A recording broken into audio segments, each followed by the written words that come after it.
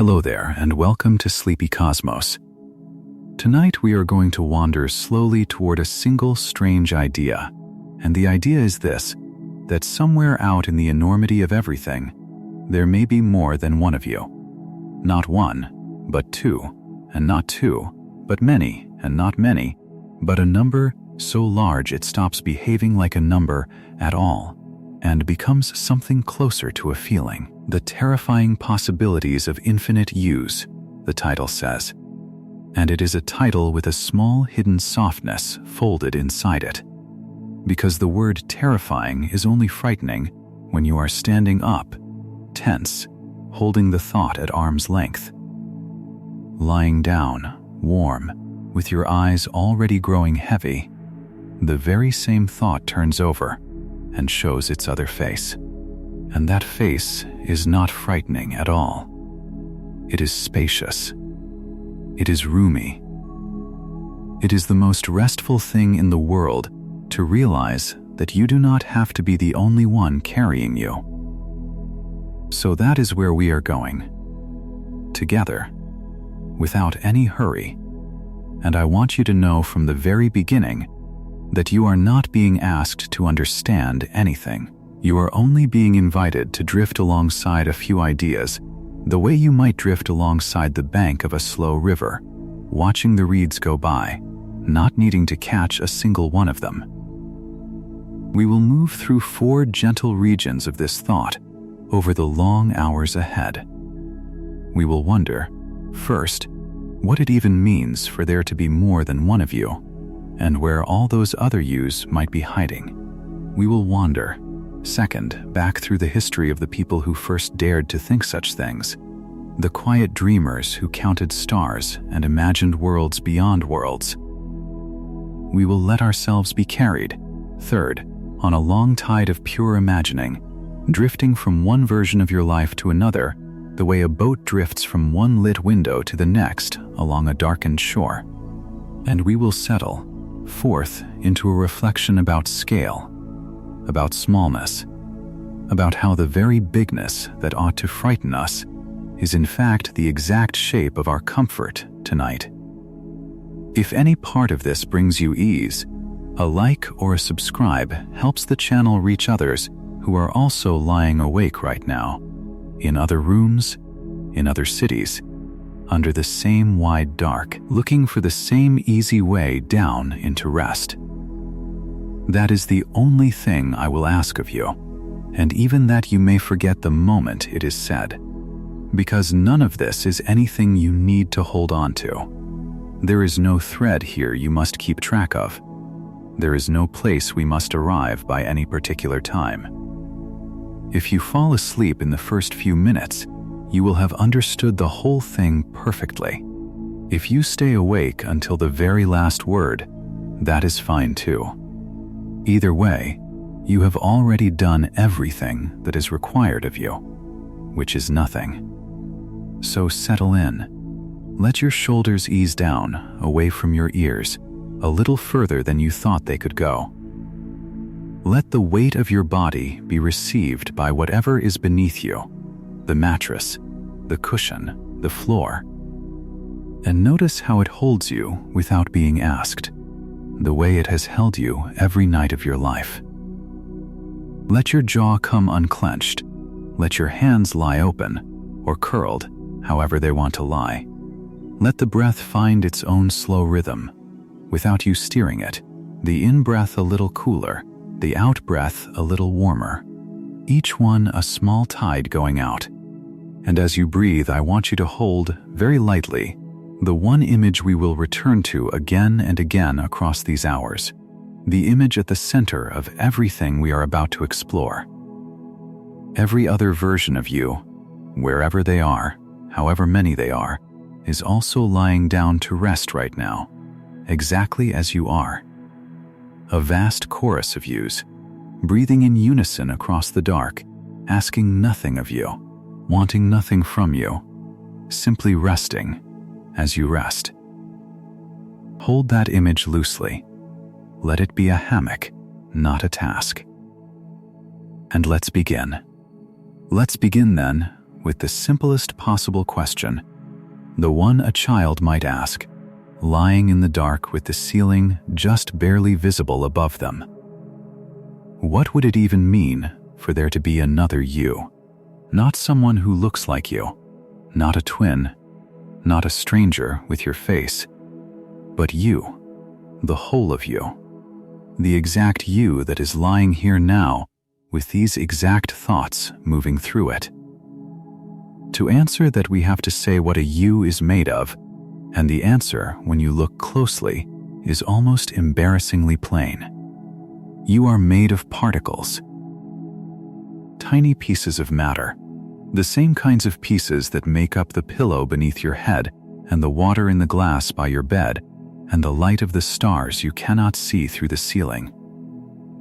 These particles are arranged in a particular pattern, an unimaginably intricate pattern, and it is the pattern, far more than the pieces, that is you. If you could somehow take all those same kinds of pieces and arrange them into exactly the same pattern, down to the smallest detail, you would have arranged another you. One who would feel, from the inside, precisely as you feel now, warm and drowsy and gently curious about all this. And here is the first turning of the thought, the first place where terror quietly becomes comfort. The universe, as far as anyone can tell, is very, very large. Perhaps unimaginably large. Perhaps, in some directions and in some ways of counting, endless, and the number of ways to arrange a finite amount of matter into a pattern, while huge beyond ordinary speech, is not endless. It is enormous, but it is a fixed and countable enormousness. Now hold those two facts side by side, the way you might hold two smooth stones in your palm, and feel their weight. An endless space. A finite catalog of possible patterns.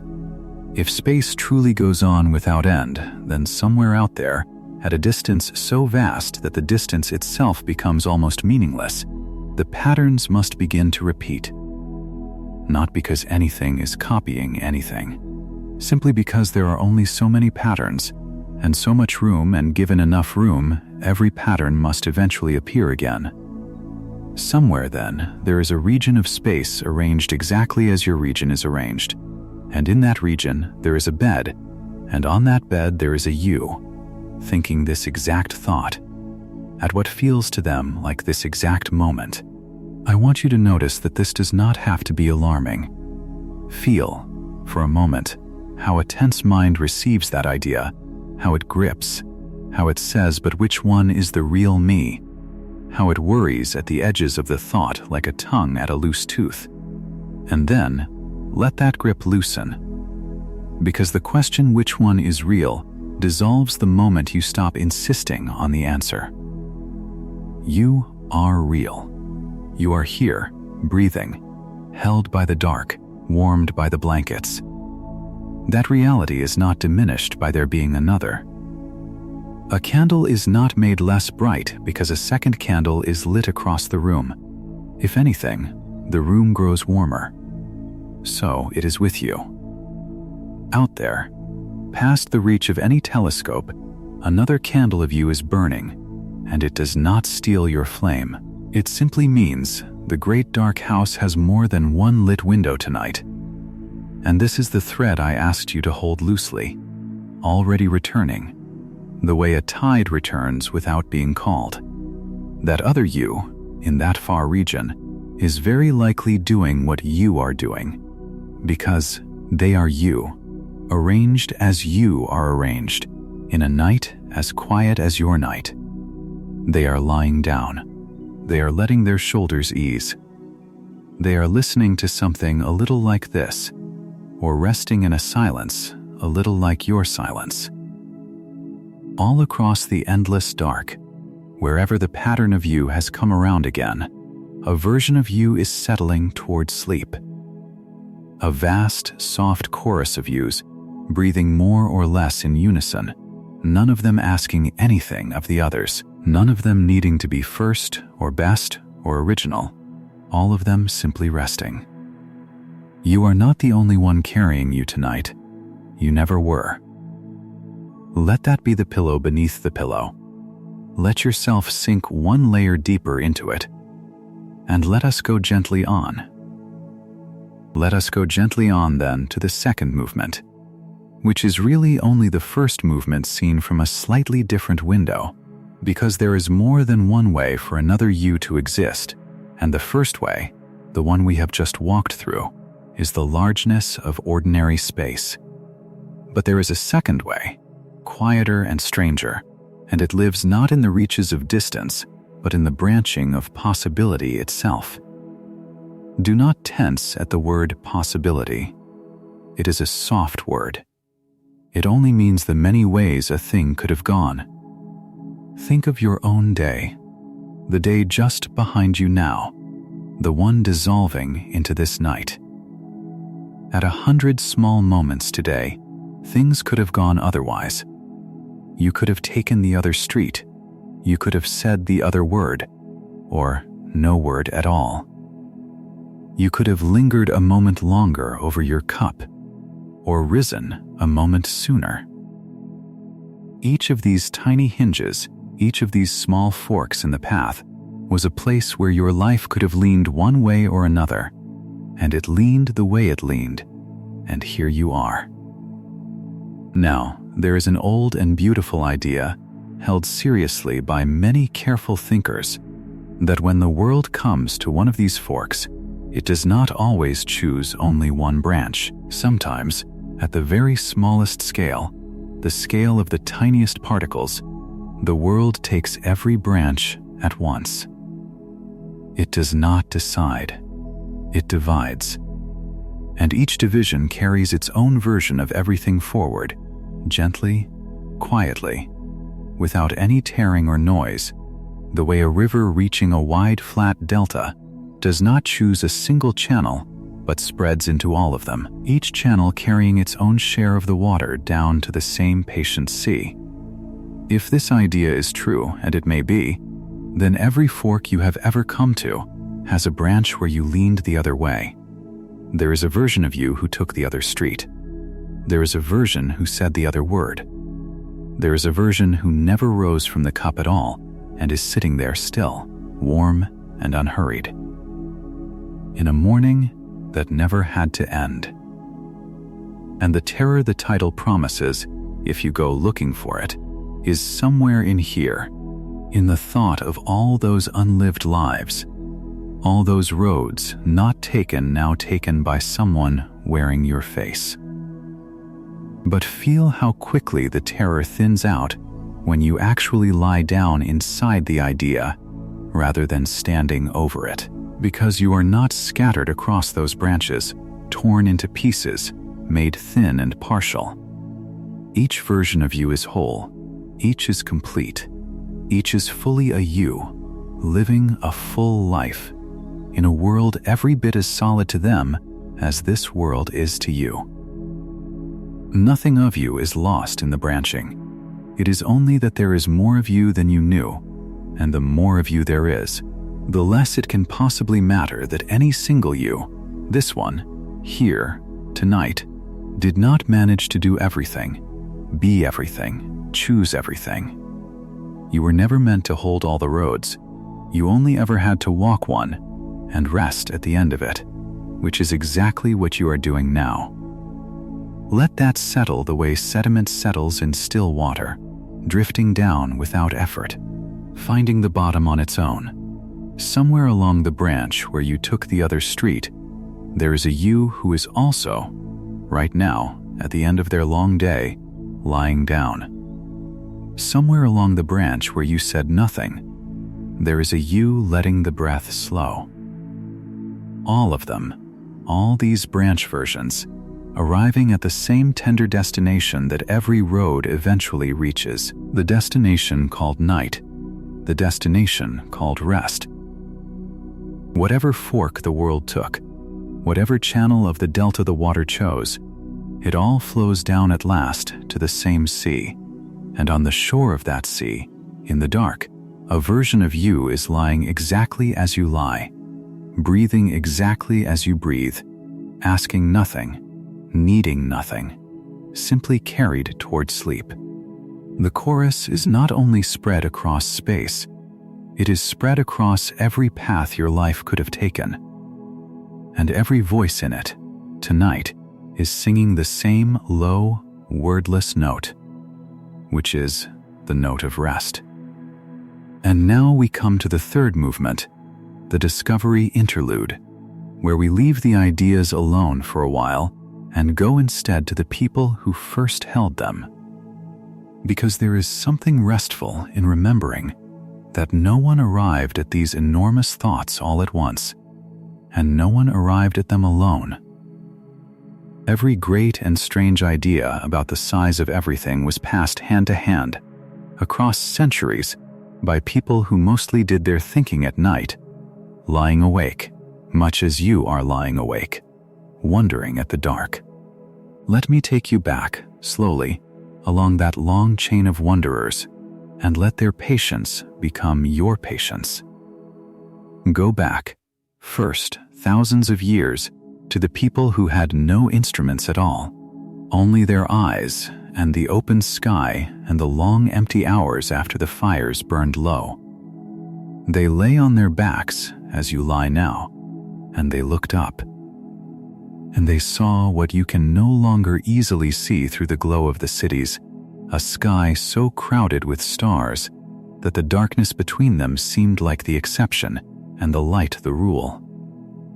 And some of them, the ones who could not stop wondering, began to ask the oldest version of tonight's question.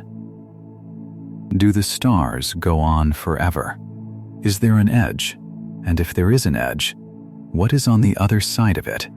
And if there is no edge, what does it mean for a thing to have no edge at all? They had no way to answer, but they asked, gently, generation after generation, and the asking was itself a kind of tending, a keeping of the question warm, so that it would still be alive when someone finally had the tools to hold it. There was a thinker, long ago, in the ancient world, who imagined that the universe was made of countless tiny indivisible pieces, moving through an endless void, and who reasoned, purely by lying still and thinking, that if the pieces were infinite and the void was infinite, then this world of ours could not possibly be the only one. There must be other worlds, he thought, uncountably many. Some like ours and some unlike, scattered through the endless dark. He had no telescope. He had no proof. He had only the shape of the reasoning, which felt to him too clean to be wrong, the way a smooth stone feels too perfect to have been made by accident.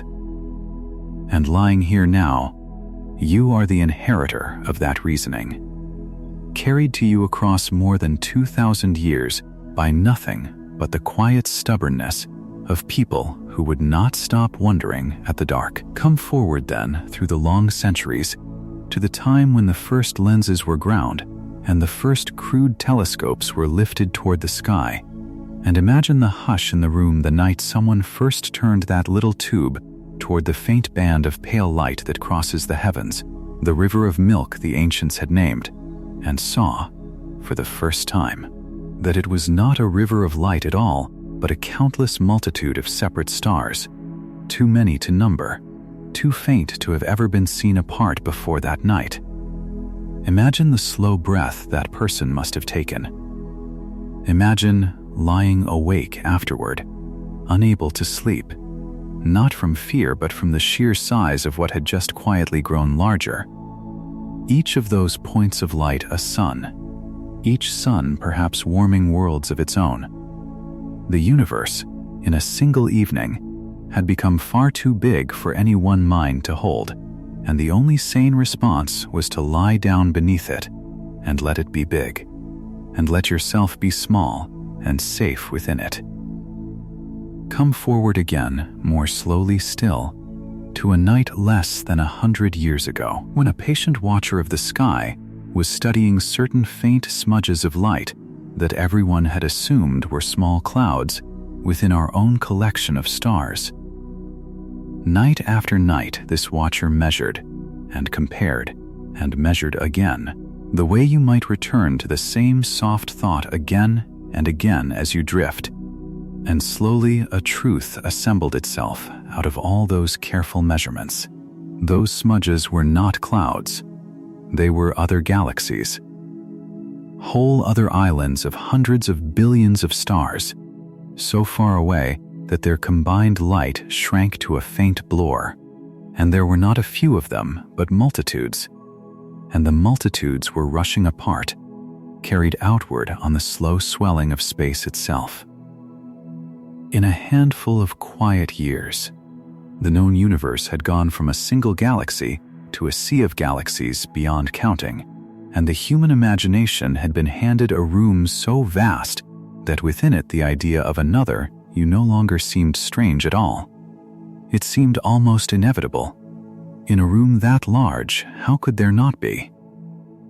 I tell you all this not so you will remember any name or any date, because you do not need to remember anything, and you may let every fact I have offered slide gently out of your mind like water out of cupped hands. I tell you only so that you will feel the shape of the thing, which is a shape of company. Every enormous thought you are lying inside of tonight was warmed into being by people who lay awake exactly where you lie, under the same wondering, reaching toward the same dark, and reaching, without ever knowing it, toward you. They are part of your chorus, too. Every wanderer who ever looked up and asked whether the sky went on forever was, in a way, another version of you, wearing another century's face, lying down at the end of another long day, carrying the same question you carry now, and setting it down gently, as you are about to set it down into sleep. So let the history settle.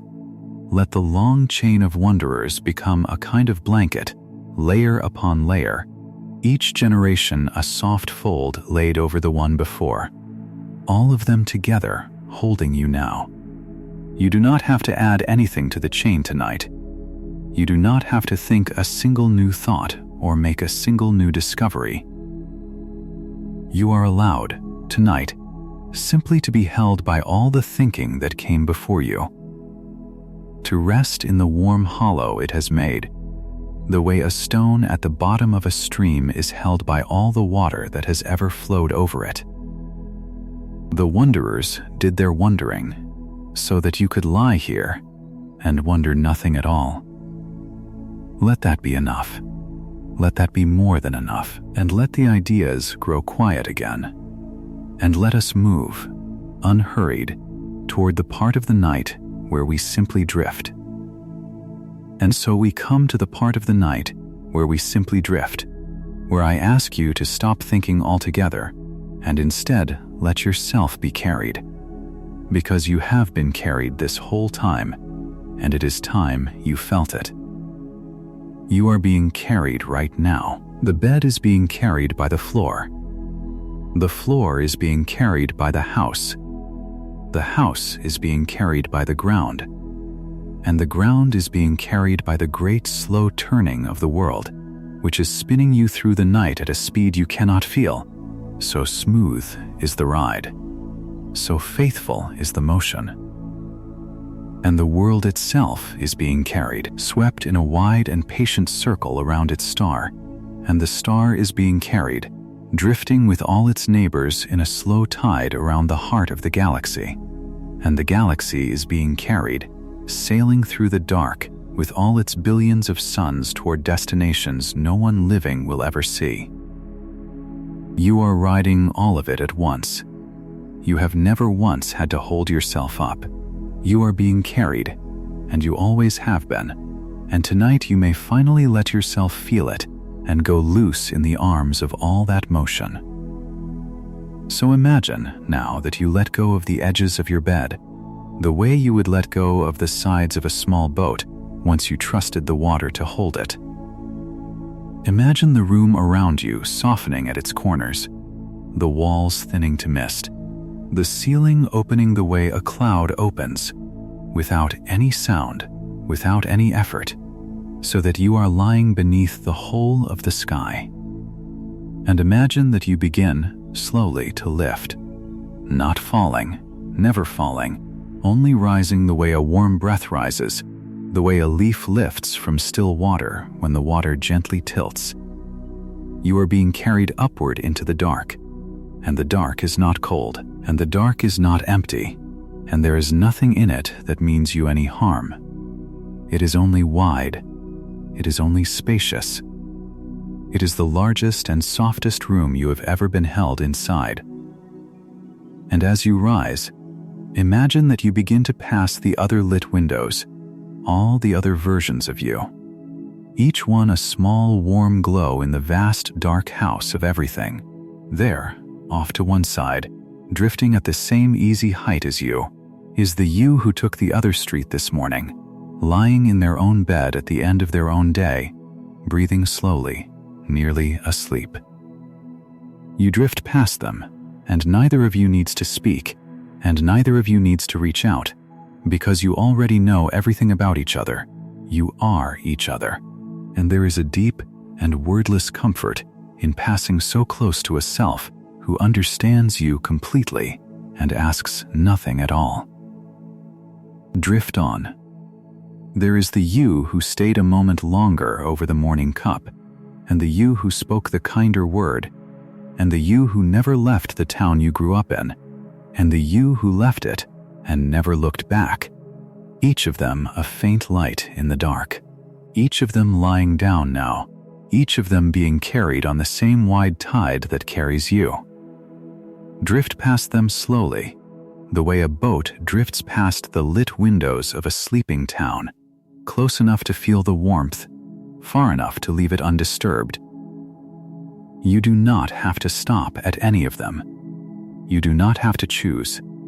You do not have to wish you were living any life but the one you are living, because every life is being lived, tenderly, completely, by a you who is exactly as real and exactly as tired and exactly as ready for rest as you are. All the roads are being walked, all the windows are lit, and you, this you, the only one you have to be tonight, are carried on above them all, higher and easier, into the wide serene dark, where there is nothing to do, and nowhere to be, and no version of yourself you have failed to become, because you have become all of them, out there, everywhere, at once. Let yourself rise. Let yourself be carried. Let the whole warm constellation of yous turn slowly below you, like the lights of a coastline seen from far out at sea, growing fainter, growing softer, as you drift up and up into sleep. When you have drifted long enough, and you feel ready to come down again, not to wake but only to rest at a different depth, let the fifth movement receive you, and let it be about a small word that carries a great deal of fear inside it, the word sameness. Because when people first meet the idea of infinite yous, the second thing they worry about, after wondering which one is real, is a quieter and lonelier worry. If there are countless copies of me, they think, then I am not special. If everything about me has happened before and will happen again, then nothing I do matters. And that worry can feel like a small cold stone in the chest, and I want to reach into the dark and take that stone out of your hand and show you that it is not a stone at all, but only a shadow, and shadows weigh nothing. Here is the tender truth of it. The fact that another you exists, somewhere far away or along some other branch of the world, does not reach across all that distance and touch this moment. It cannot dim the exact warmth of this exact blanket on this exact skin. It cannot make this breath, the one moving through you right now, any less entirely yours. Sameness at a distance is not sameness up close. The two candles in the great dark house may burn with the same kind of flame, but the light that falls on your particular pillow tonight falls from your candle alone. And no other flame in all the endless dark is warming this small circle of the world but yours. You are not made less by the multitude. You are made less lonely by it. There is a difference, and the difference is everything, and you can feel it if you stop gripping and simply let the warmth be warm. And think, too, of how the very idea of specialness relaxes when you lie down inside the largeness. When you were standing up, out in the day, specialness felt like something you had to earn and defend, a small territory you had to hold against everyone else who might be better, faster, more remarkable. But out here, in the wide dark, with countless versions of yourself living countless versions of your life, the whole anxious contest simply dissolves. You do not have to be the best you. You do not have to be the most accomplished you, or the wisest, or the one who made the fewest mistakes. All of those yous already exist, somewhere, doing all of that, so that you are gently, permanently excused from having to be any of them. You are free to be exactly the you that you are, tired at the end of exactly this day, having done exactly what you managed to do, and it is enough. Because the doing of everything else is being handsomely taken care of, out there, by the rest of the chorus. Your only task tonight is to rest, and even that is not really a task, because you are already doing it. So let the fear of sameness go the way you would let a held breath go, all at once, with relief. You are one voice in a chorus so vast it has no edges, and being one voice in such a chorus is not a diminishment. It is a homecoming. It is the deep animal comfort of never having to sing alone. When you were small and afraid of the dark, what soothed you was not being told the dark was empty. What soothed you was the sound of someone breathing in the next room, the knowledge that you were not the only one awake in the night. Tonight you have been given that same comfort, multiplied beyond all counting. In the next room, and the next, and the next, out to the very ends of everything, someone is breathing who is you, settling as you settle, quieting as you quiet, keeping you the tenderest kind of company across a distance no loneliness could ever cross. You are not the only one. You have never once been the only one. Let that be the low, steady note beneath everything, and let yourself rest upon it. The sixth movement drifts in on that same low note, and it asks us to look at something that ordinarily frightens people more than almost anything, which is the sheer size of the numbers involved, and to discover that the numbers too, when you stop fighting them, are a place of rest. When someone says the universe may be infinite, or when someone says there may be an unimaginable number of copies of you, the ordinary mind recoils. Because the ordinary mind was built to count small things, a handful of berries, a few faces around a fire, the days until the moon comes full again. It was never built to hold the very large, and when the very large arrives, the mind at first feels a kind of vertigo, a sense of the floor dropping away. But that vertigo is only the mind trying to grip something that was never meant to be gripped. Let the grip go, and the vertigo becomes something else entirely. It becomes the feeling of floating in very deep water, held up by the very depth that first alarmed you. Let me give you the numbers slowly, so slowly that they cannot frighten you, the way you would lower yourself into warm water an inch at a time. Above you, past the ceiling, past the glow of the town, there are stars. In our own galaxy alone, the slow wheel of stars we belong to, there are somewhere between 100 and 400 billion suns. Say that number gently to yourself, not as a fact to memorize, but as a lullaby of scale. 100 billion suns. In this one galaxy, most of them cradling worlds, many of those worlds turning through their own quiet nights. And our galaxy is one of perhaps 2 trillion galaxies in the part of the universe we can see. Each of those 2 trillion galaxies holding its own hundreds of billions of suns.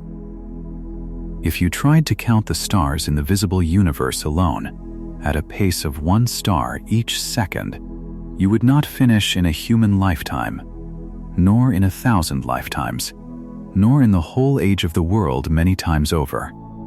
And the visible universe may be only the smallest lit room in a house that goes on, dark and endless, in every direction beyond it.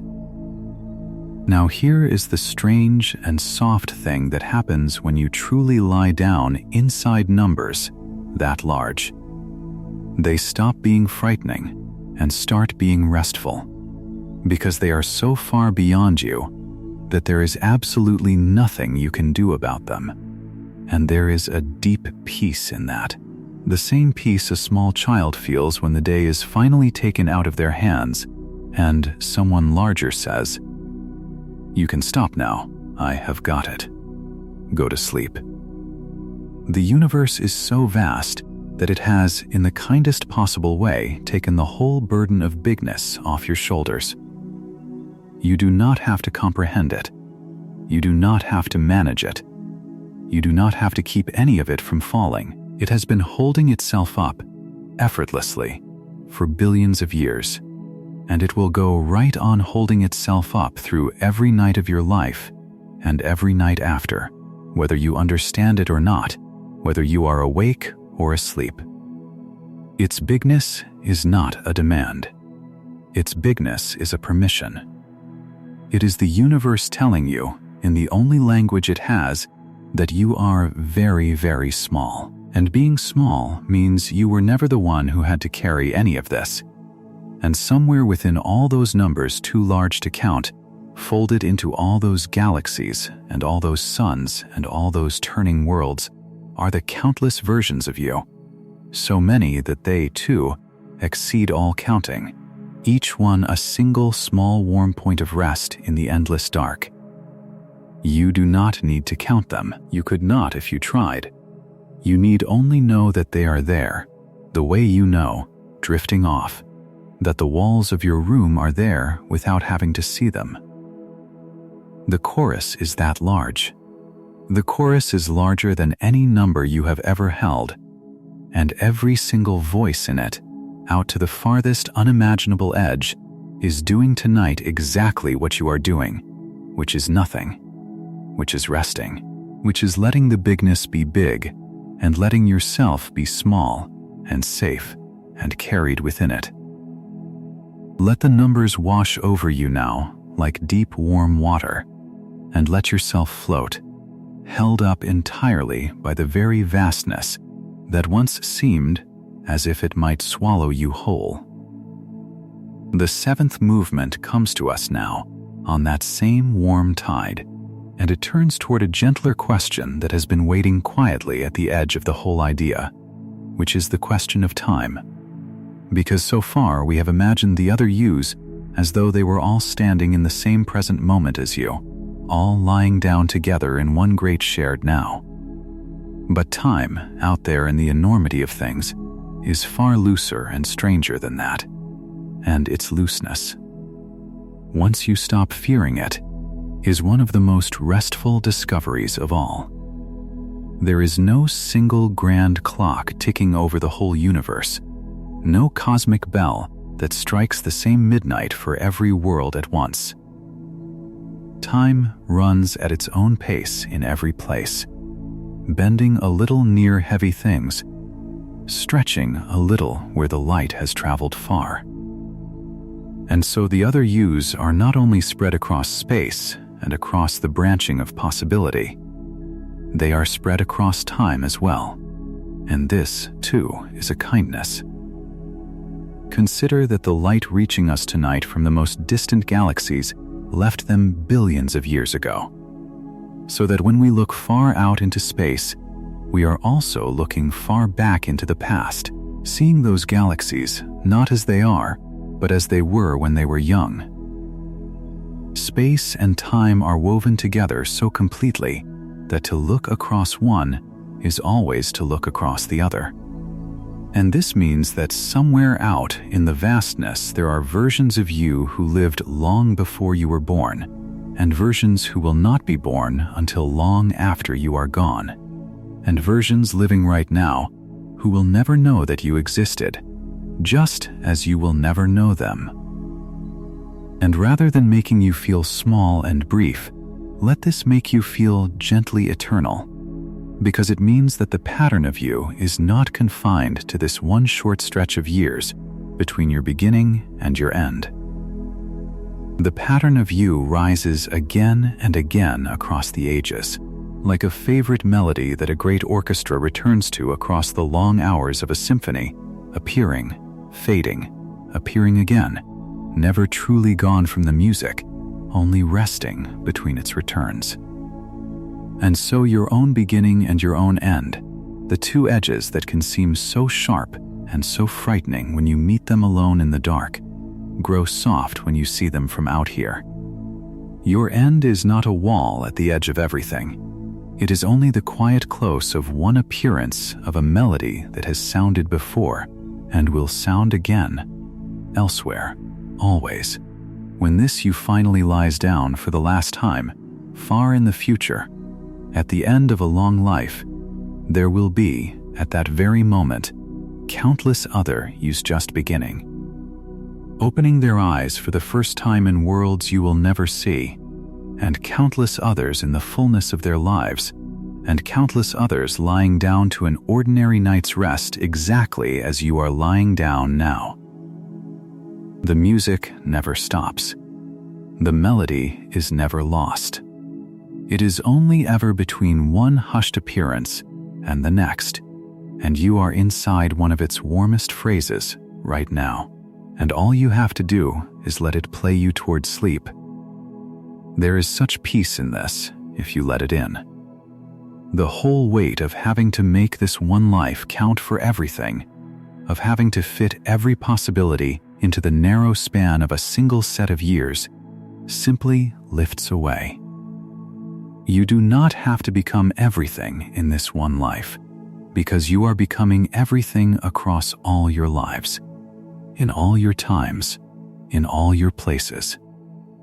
This life, this night, this breath, does not have to carry the entire meaning of you. It only has to be what it is, one quiet phrase in an endless piece of music, played once, played tenderly, and then allowed to rest while the melody moves on and returns and moves on again, forever, gently, out there in the great unhurried dark. Let your own small span be small.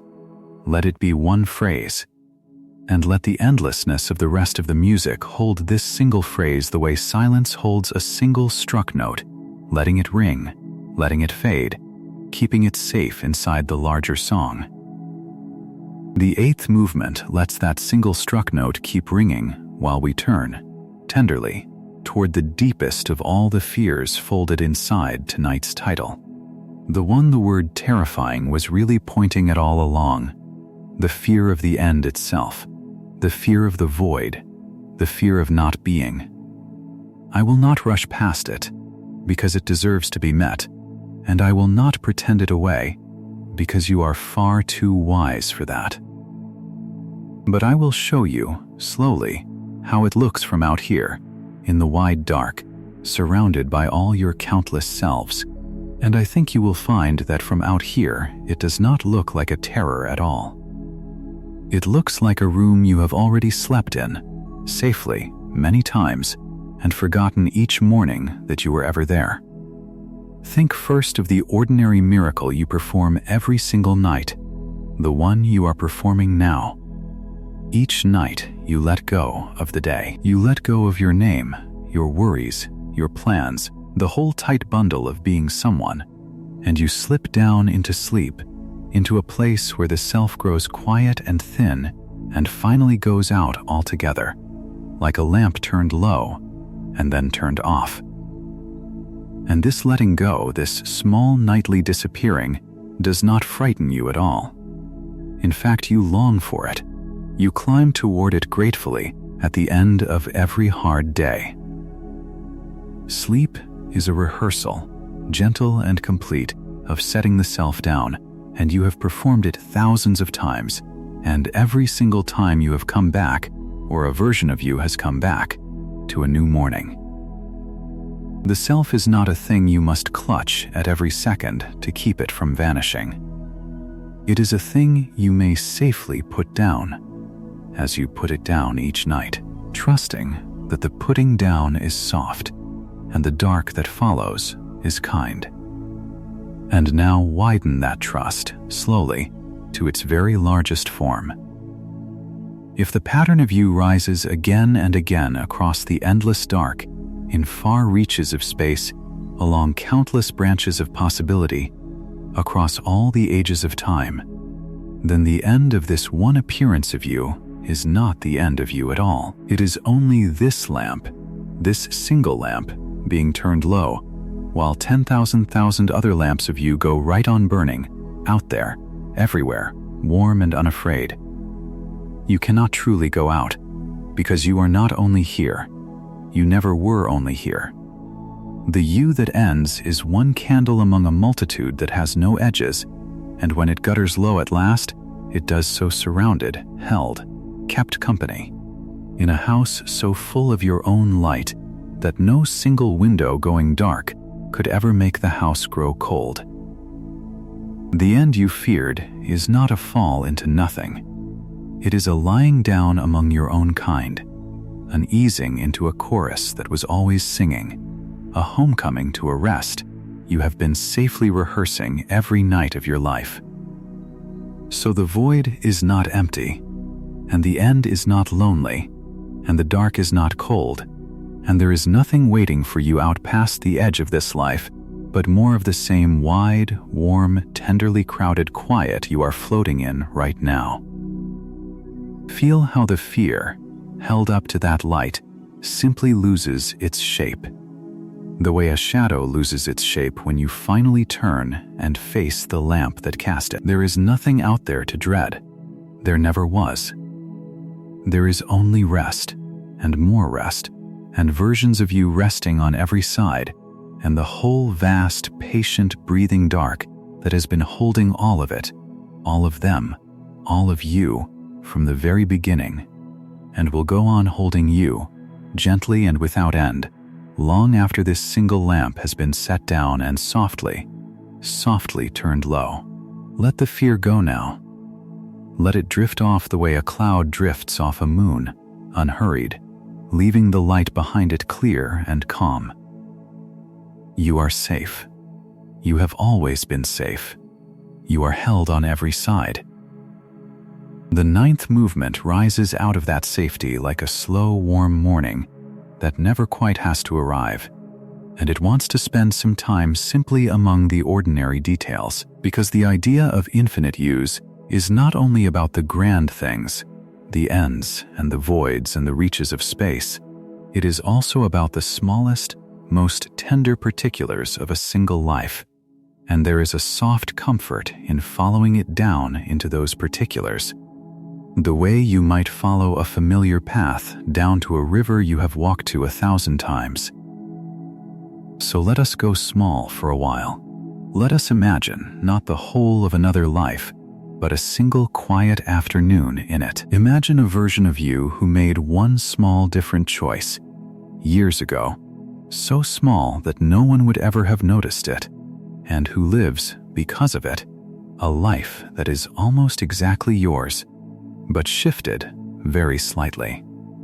The way a room looks almost the same, but subtly changed when you move a single lamp from one corner to another. This near you wakes in a bed much like yours, in a room much like yours, and moves through a day much like the days you know, and yet everything is touched with the faintest difference, a different light through a different window, a different voice calling a familiar name from a different room. And on this particular afternoon, this near you sits by a window while it rains, holding a warm cup. Watching the water run down the glass, thinking of nothing in particular, feeling the deep and ordinary contentment of being warm and dry while the weather is wild outside. That contentment, that exact one, is being felt right now by a version of you. Somewhere, that cup is warm. Somewhere, that rain is falling. Somewhere, you are already at peace in the middle of an ordinary afternoon, and you do not even have to be there to have it. And imagine another near you, and another, each one holding some small good moment that this you may not have had time for. There is a version of you asleep in the sun on a slow Sunday, the light moving warm across their face. There is a version of you walking beside water at dusk, unhurried, with nowhere to be. There is a version of you sitting quietly beside someone they love, neither of them speaking, both of them content in the shared silence. There is a version of you laughing at something small and foolish, the easy, helpless laughter that leaves you loose and light. All of these good and ordinary moments, all of these small, warm afternoons, are being lived right now, tenderly, completely, by versions of you scattered through the endless dark. Not one of the good things has been lost. Not one of the peaceful afternoons has gone unlived. They are all out there, all being held, all being felt. And knowing this, you can let go of the quiet ache of the roads you did not take, because every road is being walked, and every good thing at the end of every road is being enjoyed by a you who is exactly you. There is a deep permission in this, the permission to have missed things without grieving them. You did not have time in this one life to see every place or love every person you might have loved, or become every good thing you had it in you to become. No single life has room for all of that. But you were never asked to fit it all into one life.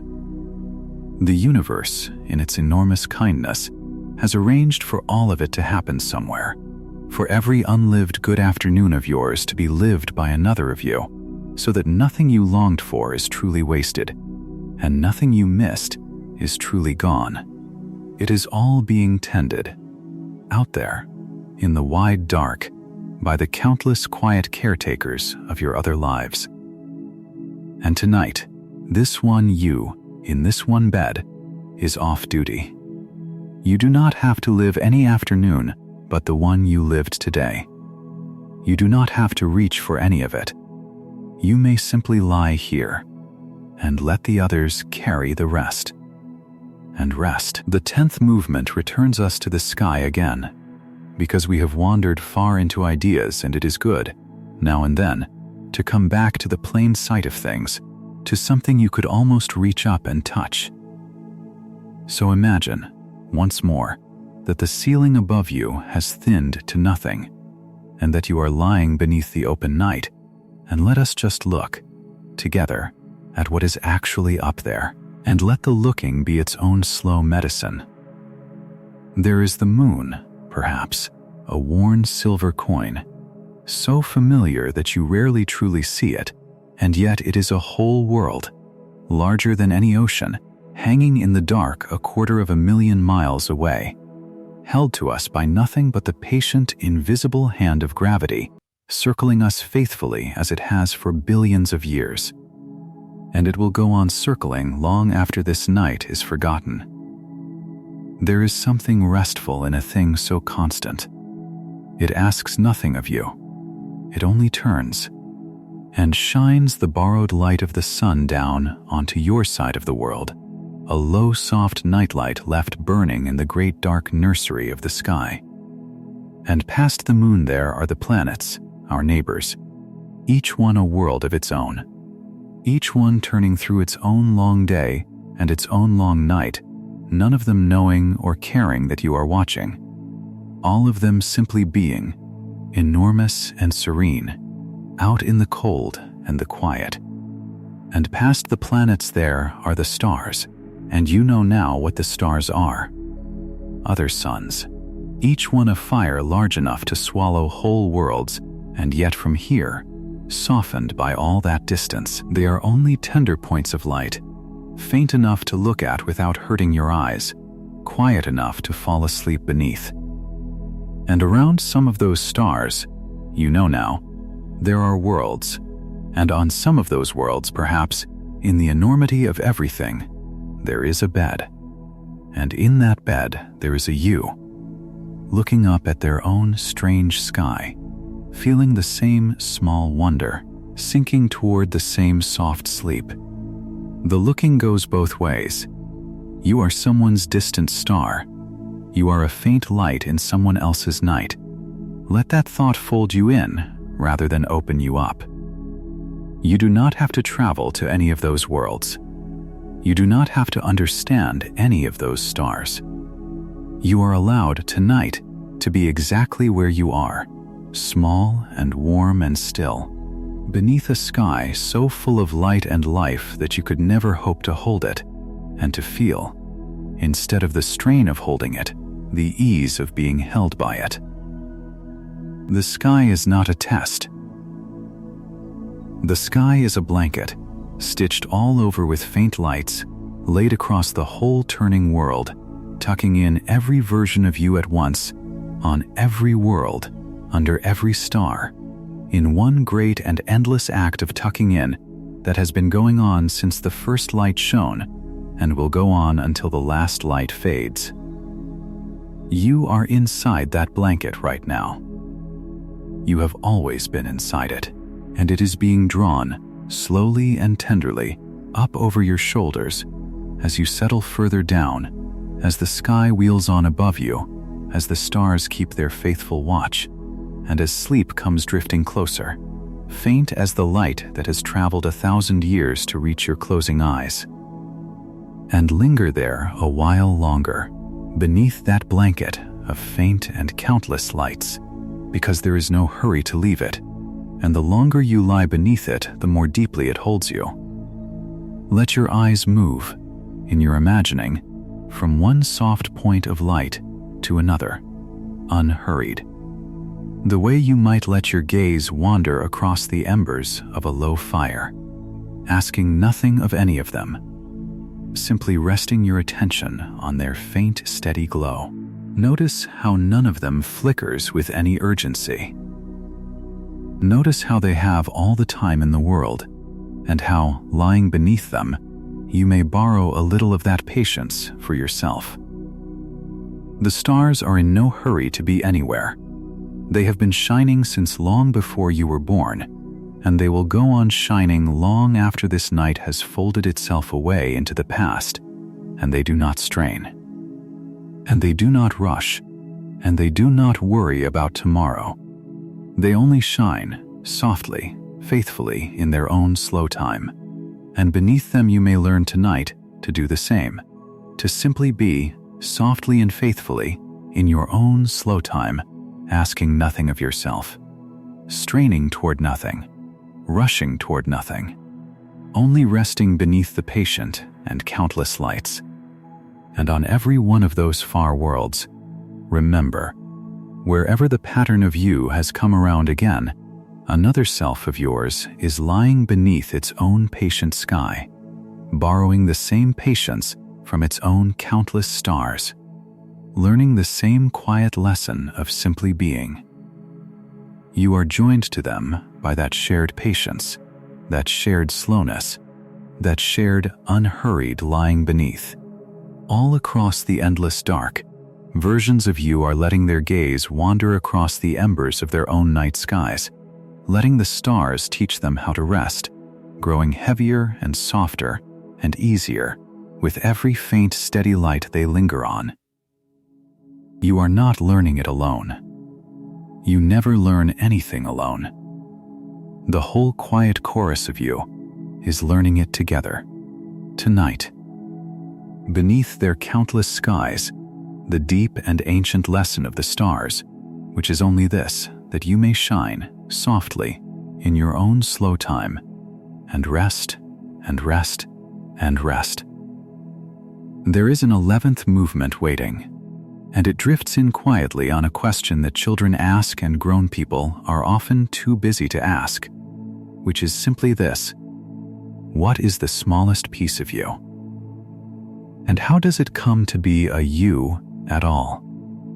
We spoke, near the beginning, of patterns and particles, but let us go down into it slowly now, the way you would wade a little deeper into a warm and shallow sea, feeling the sand shift beneath your feet.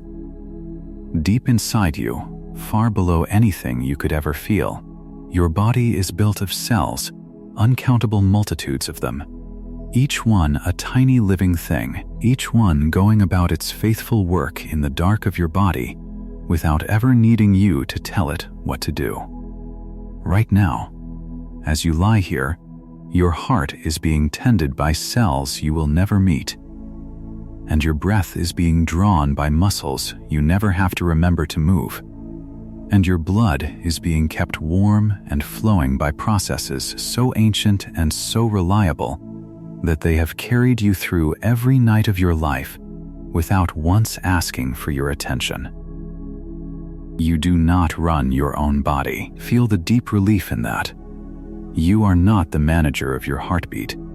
You are not the operator of your lungs. All through the long day, all through this long night, an immense and patient multitude of small living things inside you is keeping you alive, tirelessly, gladly, asking nothing in return. And it will go right on doing so whether you are awake or asleep, aware or unaware. You may let go completely tonight, let go of everything, and not one thing that keeps you alive will falter, because none of it was ever in your hands to begin with. The body knows how to be a body. It has always known. You may set down the whole weight of yourself and trust it to keep you, the way you trust the ground to keep holding up the house, and go down further still, below the cells, into the particles that make them, and you find that even those particles are not truly yours, not in the way you might think.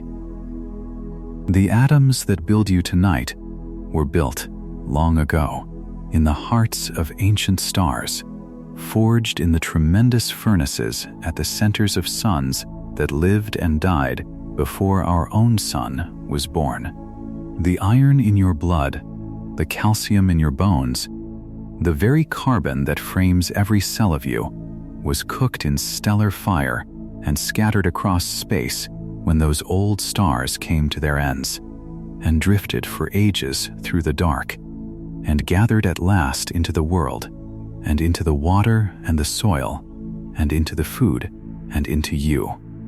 You are made of the ash of dead stars. You are, quite literally, the universe gathered up for a little while into a shape that can lie in a bed and wonder at itself.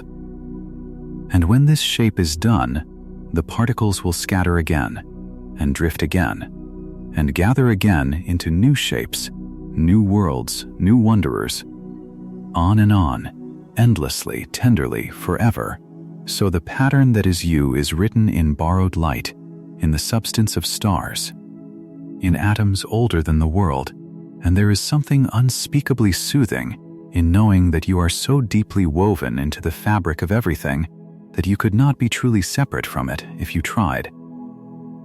You are not a lonely visitor in the universe, set apart from it, having to hold yourself together against it. You are the universe, briefly doing the local work of being you, made of its oldest material, kept alive by its patient forces, and destined to return softly into the great continuous body of all things. And every other you, out in the endless dark, is the same, made of the same old starlight, held by the same faithful multitude of small living things, woven into the same vast fabric, all of it holding all of you tonight, so that not one version of you, anywhere, has ever had to hold itself together alone. Let the holding be the universe's job. It has always been the universe's job. Rest. The 12th movement rises out of that woven fabric and asks us to consider the idea of distance itself and to make friends with it, because distance is the thing that keeps all your other selves so far away, and at first that farness can feel like a loss, a great separation, a loneliness stretched across the void. But lie with it a while, and it turns, as everything here turns, into a comfort.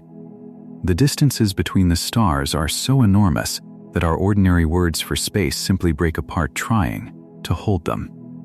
The nearest star to our own sun is so far away that its light, traveling faster than anything in the universe, takes years to reach us, so that when you look at it, you are seeing a fire that shone before this night began, a message sent long ago across an ocean of dark, arriving only now, faint and patient, at your eye. And that is the nearest one. The others are farther, and the galaxies farther still, out and out, into distances that would take not years but millions and billions of years even for light to cross. Now the tense mind hears this and feels the cold of it, the terrible aloneness of being separated from everything else by such unthinkable gulfs. But the resting mind hears it and feels something altogether different, something like the safety of a vast and quiet house at night, where everyone you love is asleep behind their own doors, far enough away that no sound disturbs you, close enough that you know they are there. The distances do not isolate you, they cradle you.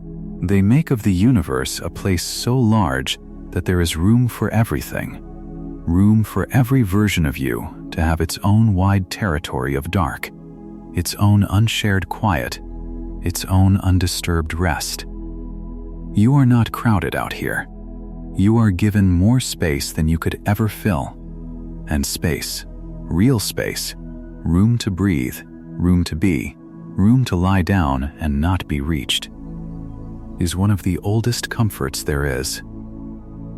Think of how it feels, on a long journey, to finally arrive somewhere with a whole bed to yourself, a whole dark room, a door you can close against the world, and how the very emptiness of that room, which might seem lonely at another time, feels instead like a gift, like permission, like the deep exhale of no longer having to be near anyone or anything you do not choose. The vast distances of the universe are that gift, multiplied beyond measure. They mean that no other you is crowding you, no other life is pressing on yours, no chorus of selves is jostling for room, because there is room, endless room, more room than there are selves to fill it, so that every single you drifts in its own wide, serene pocket of the dark, resting, undisturbed, held in the soft parentheses of all that patient distance. The farness is not a wall between you and the others. It is the space that lets you all lie down without touching, each in your own quiet, all in the same great house. And light, that patient traveler, is the thread that runs through all that distance, the one thing that crosses the gulfs, arriving at last, however long it takes, always arriving. Every star you can see has sent its light across the dark to find you, and it has found you, tonight, in this bed, and touched your eyes with a warmth that began ages ago in a fire you will never visit. Nothing in the universe is truly cut off then, however far apart. The light always gets through, in the end, however slowly. And so even across the impossible distances between all your scattered selves, there is a kind of thread of light, a faint and patient connection, a knowing that runs from you to all of them and back again, so that none of you is ever truly alone in the dark. You are far apart, yes, but you are connected by light and by likeness, and by the same slow drift toward rest, and that connection asks nothing of you, and costs you nothing, and is simply, quietly, always there. Let the distance hold you. Let the light connect you. and let yourself sink further towards sleep. The 13th movement wants to return us, once more, to the history of the wondering, because there is a second wave of discoverers we have not yet visited, the ones who came closest to tonight's exact idea, and there is a particular restfulness in walking beside them, in feeling how carefully and how slowly the thought of many worlds was built. So drift back again, unhurried, to the long stretch of years when a handful of quiet thinkers first began to take seriously the notion that our world might not be the only one, not merely as a poetic fancy, but as a real and reasoned possibility. Some of them paid dearly for daring to say so aloud, in ages that did not welcome such largeness. And yet, the idea would not die, because ideas about the true size of things are stubborn, and they wait patiently in the dark for a time that can hold them, the way a seed waits in the cold ground for a spring it cannot see. Come forward to the thinkers who first worked out the laws by which the worlds move, who found that the same patient force which pulls a falling leaf gently to the ground is the very same force that swings the moon around the world and the world around its star. Imagine the quiet astonishment of realizing that the heavens and the earth obey one single rule, that there is not one law for the sky and another for the ground, but one law for everything, everywhere, binding the whole vast machinery of the universe into a single, calm, comprehensible whole.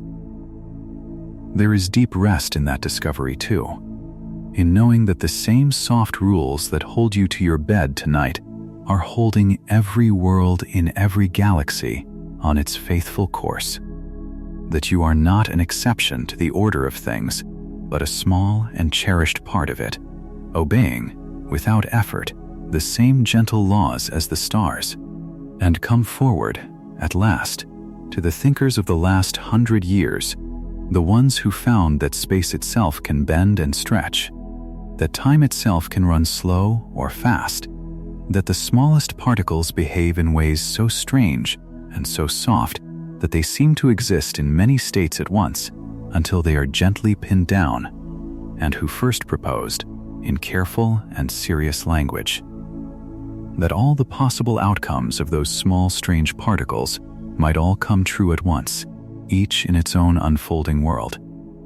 These are the thinkers who first gave the ancient dream of many worlds a real and rigorous shape, and who handed it, across a few short decades, to you, so that you could lie here tonight and wonder at it in comfort. Not one of them knew for certain. Not one of them could see the other worlds. They only followed the reasoning, patiently, faithfully, wherever it led, in the same spirit as the ancient watcher on the hillside who first asked whether the sky went on forever, and the whole long chain of them, from that first wanderer to the last, reaches all the way to your pillow tonight. And here is the tenderest part of it. Every one of those thinkers across all those centuries was a person who lay down at night, as you lie down now, tired, uncertain, carrying a question too large to answer, and set it down, and slept, and rose the next day to carry it a little further. The great edifice of everything we understand about the size of the universe was built not in single blazing moments, but in 10,000 ordinary nights of rest, each thinker laying down their small stone, and then lying down themselves, trusting the next to carry on. You are the inheritor of all those nights of rest. You are held up by all that laying down. And tonight, you add your own night to the long, quiet chain, not by thinking anything new, but simply by resting as they rested, by trusting as they trusted, by letting the question be large and letting yourself grow small and drowsy beneath it. One more wanderer laying down one more stone. which tonight is only the stone of your own sweet sleep. The 14th movement drifts back toward pure sensation again, another long tide of being carried, because thinking has done its work for a while, and now the body wants only to be moved gently through soft imaginings. So let go once more of the edges of the room, and this time let us not rise into the sky, but sink instead, downward, into warmth, the way you might sink into deep water that has been warmed all day by the sun. Imagine that beneath your bed there is not a floor, but a vast, warm, unhurried sea, and that the bed itself is a small raft, and that you are drifting out upon that sea, rocked so faintly that you can barely feel the motion, only a slow rise and a slower fall.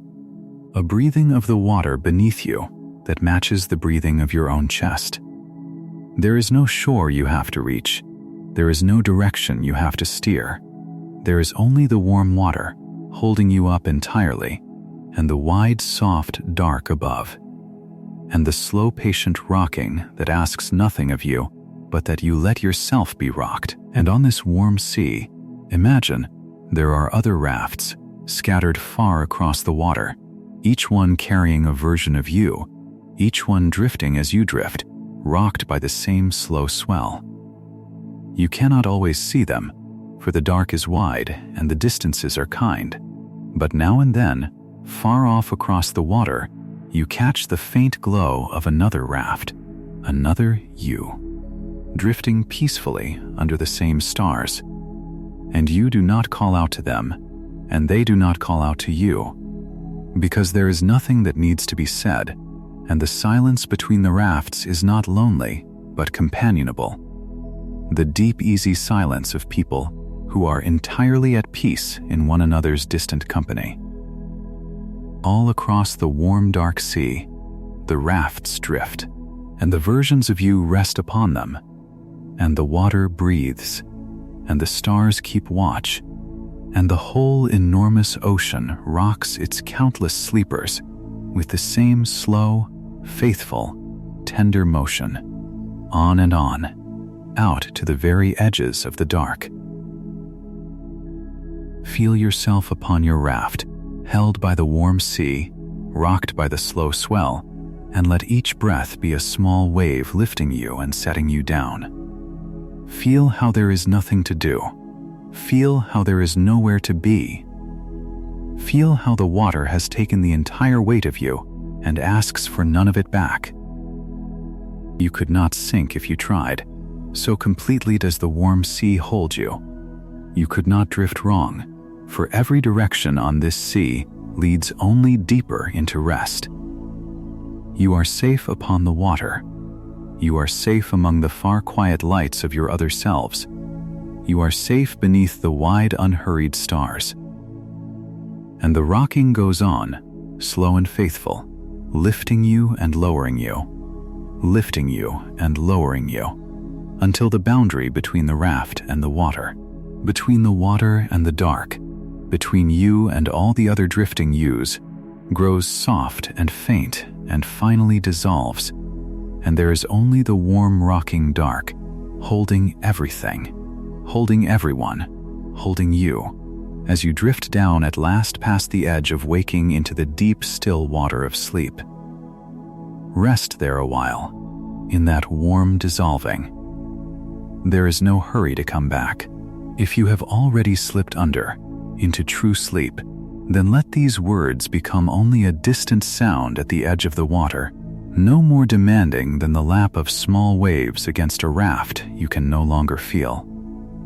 And if you are still here, still faintly drifting, still catching the words as they pass, then simply keep floating, keep being rocked, keep letting the warm sea carry you and your countless selves toward the same soft shore that all the rafts are drifting toward. The shore that is not a place, but a depth. The shore that is sleep itself, patient and warm and endlessly wide, waiting to receive every drifting one of you into the same tender dark. The 15th movement comes to us out of that warm dissolving with a tender and simple question about choice. and about all the small forgivenesses that the idea of infinite use quietly offers. So much of what keeps a person awake at night is regret, the turning over of the roads not taken, the words that came out wrong, the chances that slipped past before there was time to reach for them. The tense mind lies in the dark and replays them again and again, as though by replaying them it could somehow reach back and change them, as though the past were a room it could still walk into and rearrange. And that replaying is exhausting, and it never works, and it steals the very rest that would make tomorrow gentler. But tonight, out here in the wide dark, among all your countless selves, that whole weary machinery of regret can finally be set down. Because every road you did not take is being taken, and every word you wish you had said is being said somewhere by a you who is fully you. Consider the moment you most wish had gone differently, whatever it is, and hold it very lightly, the way you would hold a small bird, gently enough not to frighten it. In this world, it went the way it went, and you have carried it, and you have learned what it had to teach you, and that is enough. But somewhere along another branch of the world, there is a version of you for whom it went the other way, the way you wished, and that version is living the life that grew from that other choice, and it is a real life, as full and as flawed and as human as this one, with its own regrets and its own roads not taken, and its own quiet nights of lying awake, wishing something had gone differently. There is no perfect branch. There is no version of you that got everything right. Every you, on every road, carries some tenderness of regret, and every you, on every road, is exactly as forgivable as you are, which is to say, entirely. And so you may lay down the regret tonight, not because it did not matter, but because it has been answered out there by the vast chorus of your other choices, so completely that there is nothing left for this one you to fix. The universe has already tried every version of your life. It has already walked every road. It did not leave the correcting of your mistakes to you, this one small, tired you, lying awake in the dark. It took that impossible task off your hands and spread it across the infinite, so that every possible outcome is being lived, and the whole burden of having to have chosen perfectly simply lifts away, like mist off warm water in the morning sun. You did the best you could, on the one road you were given, and that is all that was ever asked, and it is enough, and you may rest. Let the regret go then, the way you let go of the day itself each night. Let it drift out of your hands and off across the dark to join all the other choices, all the other roads, where it belongs, among the countless yous who chose otherwise and are living those choices for you so that you do not have to. You are free of it tonight. You are free of all of it. There is nothing from the past you must carry into this sleep, no old choice you must guard, no old wrong you must keep replaying to keep it from being forgotten, because nothing is forgotten out here. Everything is held, every road is walked, and you, this one you, are finally, wholly excused from the exhausting work of wishing things had been otherwise. They are otherwise, elsewhere, always, here, tonight. You may simply be, and simply rest, and let the long-carried regrets drift off your open hands and float away into the forgiving dark. The 16th movement lets those regrets float away and turns, softly, toward the people you love, because no thought about infinite yous would be complete without them. And there is a particular sweetness in imagining that everyone you have ever loved is also multiplied across the endless dark, kept and cherished, on every road, in every world. The tense mind, meeting the idea of many worlds, sometimes worries that it would scatter us, separate us, spread the ones we love so thin across so many branches that no single togetherness could matter. But lie with it a while, and the opposite blooms true. If you are multiplied, then so is everyone you have ever held dear, and the love between you is multiplied too, played out in countless variations across countless worlds, so that somewhere every good moment you have ever shared is happening again, right now, and somewhere every good moment you never got the chance to share is happening at last. Think of someone you love, and picture them not only here, in this one world, but out there, everywhere, kept and continued. Somewhere the two of you are meeting for the first time again, in the same sweet accident, the same lucky turn. Somewhere you are sitting together in an easy silence at the end of a long day, exactly as you have done before. Somewhere, if you have lost them in this world, you have not lost them at all, for there is a branch where they are still here, still warm, still laughing at the things they always laughed at, living on in a world just beside this one, so close that the thought of it can almost warm you like their presence itself. The love is not diluted by the multitude. It is confirmed by it, repeated by it, held safe in 1,000 variations against the loss of any single one. And so the people you love are woven into the chorus too, resting tonight alongside all the versions of you, each of them lying down in their own beds under their own skies, in this world and in all the others, a vast and tender company of the beloved, breathing in the same slow unison, drifting toward the same soft sleep. You do not have to hold them all night. You do not have to keep them safe by staying awake and watching over them. They are held everywhere as you are held, by the same wide patient dark, and you may let them go into sleep as you let yourself go, trusting that the dark that keeps you keeps them too, on every road, in every world, without fail and without end. Love is not a thing you must guard by vigilance. It is a thing the universe has already made countless copies of, tucked safely into countless nights, kept warm in countless beds beside countless sleeping selves, so that no darkness anywhere could ever put it all out. Rest then in the company of everyone you love, multiplied and kept and cherished across the endless dark. Let the worry for them ease the way your own worry for yourself has eased. They are being carried as you are being carried. They are being held as you are being held.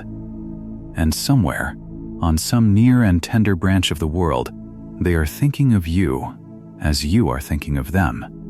Both of you drifting toward the same sleep. Both of you kept safe in the same wide dark. Both of you part of the same slow-breathing chorus that asks nothing of anyone and holds everyone at once.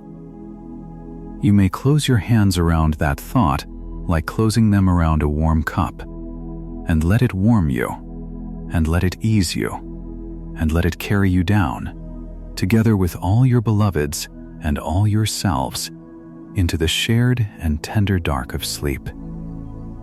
The 17th movement drifts in on a subtler thought, one that likes to visit in the small hours, the thought of what it even means to be the same person from one moment to the next, because there is a hidden comfort buried in it that connects, softly, to everything we have wondered tonight. Consider that the you who woke this morning is not, in the strictest sense, the very same collection of particles as the you lying here now. All through the day, your body has been quietly trading its substance with the world, breathing old air out and new air in, letting old cells go and building new ones, so that the physical stuff of you is forever flowing, forever being replaced. A river that keeps its shape while all its water moves on, and yet you feel yourself to be continuous, one single you, from morning to night. Because what makes you you was never the particular particles. It was always the pattern, the shape, the melody that the particles are briefly playing.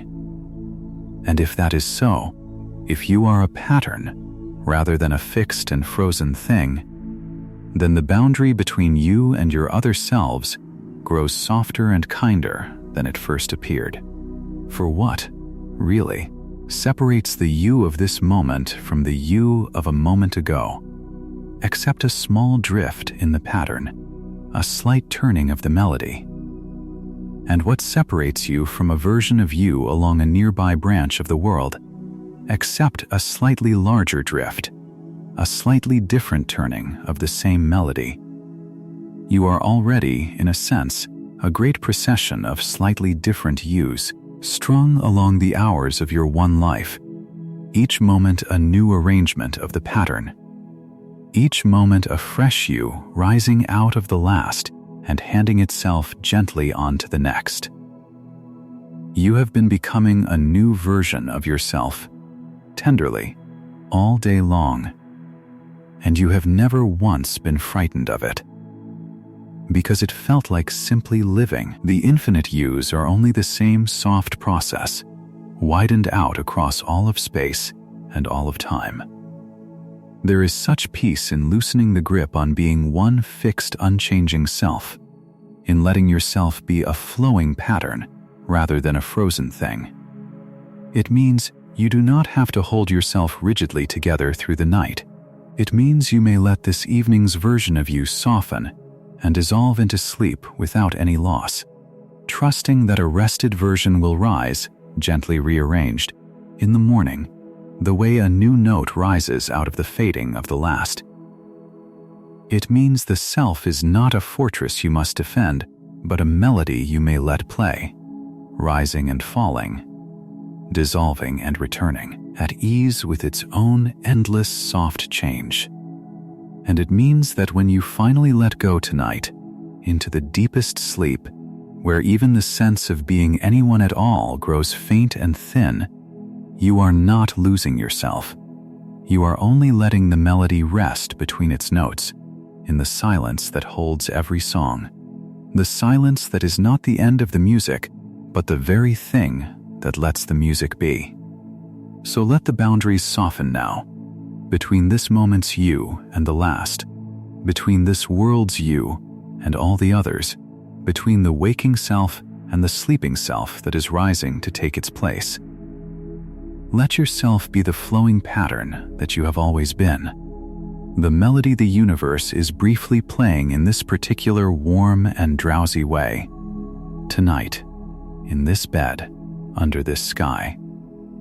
And let the melody begin, now to slow and to quiet and to sink toward its long rest, each note falling a little lower than the last, a little softer, a little further into the deep, still silence that holds all the songs of all yourselves, everywhere, at once, and holds them tenderly and lets them rest.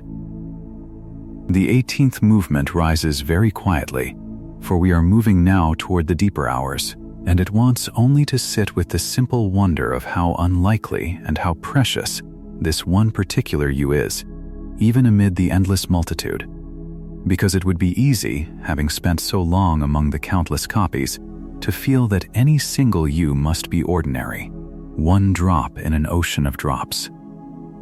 But turn the thought over once more, tenderly, and feel how it shines from the other side. Out of all the uncountable ways the particles of the universe could have been arranged, out of all the patterns that never came to be, this one did.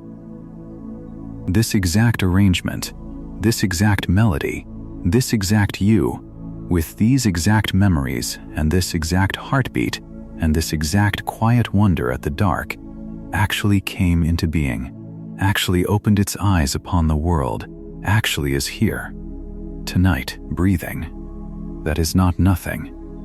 That is, when you truly feel it, almost unbearably beautiful.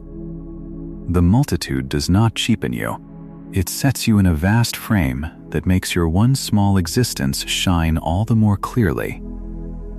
For you to be here at all, an unbroken chain of unlikely things had to happen, stretching back through the whole history of everything, through the forging of atoms in ancient stars, through the slow gathering of worlds, through countless generations of living things that each, against long odds, survived just long enough to pass the pattern on. The whole immense machinery of the universe, all its billions of years and all its trillions of stars, conspired, without knowing it, to produce this one warm, drowsy moment, you. Here, now, wrapped in blankets, wondering gently at the dark. You are the universe's improbable success. You are the thing that all that vast unlikelihood was quietly building toward. And you get to lie here and feel it, which is the rarest gift of all. So let there be, alongside all the comfort of the multitude, a small warm flame of gratitude for the sheer improbable fact of this one you. The only one you have to be tonight. The only one whose warm blanket and slow breath and quiet wonder are yours to feel from the inside. The countless others are real, and they are dear, and they keep you company across the dark, but you do not have to be any of them. You get to be this one, the near one, the warm one, the one actually here, and that is not a smallness to mourn, but a rarity to cherish, a brief and precious lighting of one particular candle in the great dark house, a candle that will burn its own soft hours in its own soft corner and warm its own small circle of the world before it is gently, gratefully set down. Feel that gratitude settle over you now like one more warm layer of blanket. The gratitude simply for being here. Simply for being this one improbable you on this one ordinary and extraordinary night. You do not have to do anything with the gratitude. You do not have to earn it or repay it. You may simply let it warm you as you drift. One more soft weight easing you down. One more tender reason to let go of the day and sink into rest. Grateful, held, improbable, and utterly at peace, this single precious you, among the countless precious others, all of them and you together sinking, now, toward the deep and welcome dark.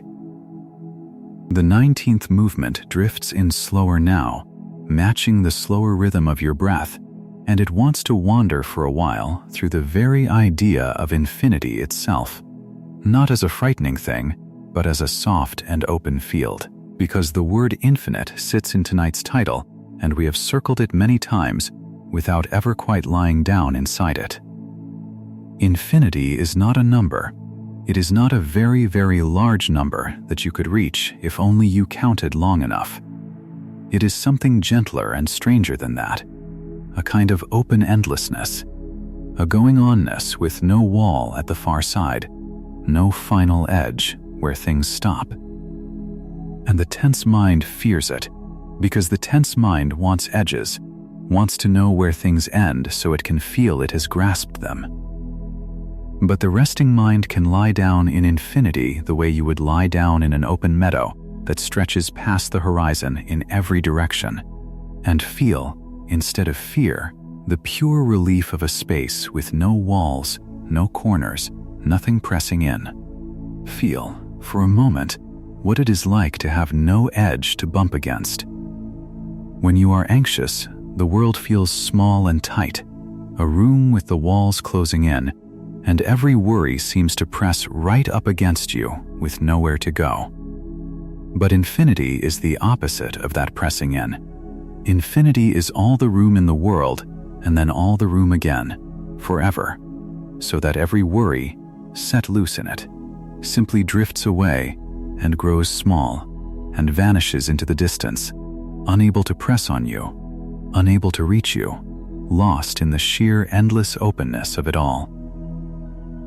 Whatever weighs on you tonight, imagine setting it down and watching it drift out across an endless plain, growing smaller and smaller, until the very endlessness of the space swallows it up entirely, and it is gone.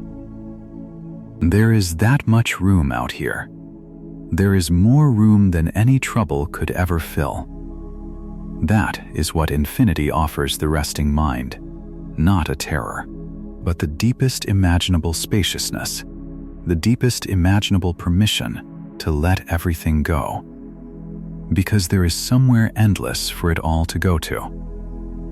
And within that endless openness, the countless yous are not crowded but free, each one drifting in its own unbounded field of dark, with all the room it could ever want, never jostled, never pressed, never forced up against any wall. Infinity is what gives every version of you its own wide sky. Infinity is the reason the chorus can be endless and yet never crowded, why there can be more of you than any number and still all the room in the world for each of you to lie down and stretch out and rest. The very endlessness that the word terrifying was pointing at, held up to the light of a resting mind, turns out to be the most generous thing there is, the guarantee that you and all yourselves will never run out of room, never run out of dark to rest in, never come to any wall or edge or ending, but drift on, freely, softly, spaciously, forever. So let infinity be, tonight, not a fear but a field, and lie down in it, and stretch out your whole self in it, and feel the utter absence of walls, the utter absence of edges, the utter absence of anything pressing in. There is nothing here to bump against. There is nothing here to run out of.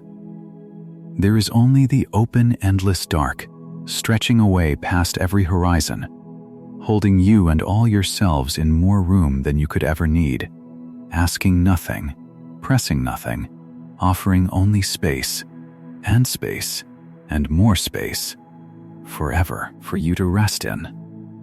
Let yourself be small in all that vastness, and let the vastness be kind.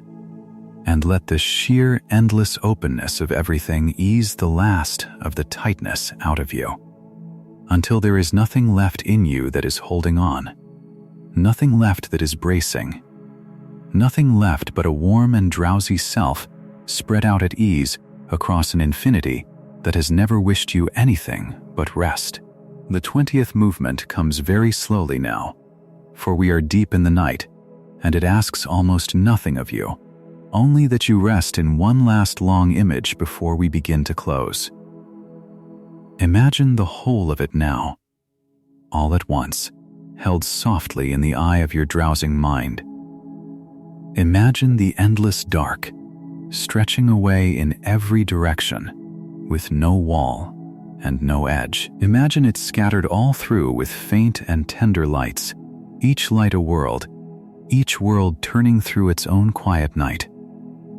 Imagine, on countless of those worlds, a small warm room, and in each small warm room a bed, and in each bed a version of you, lying down exactly as you are lying down now, at the end of exactly such a day, breathing exactly such a slow breath.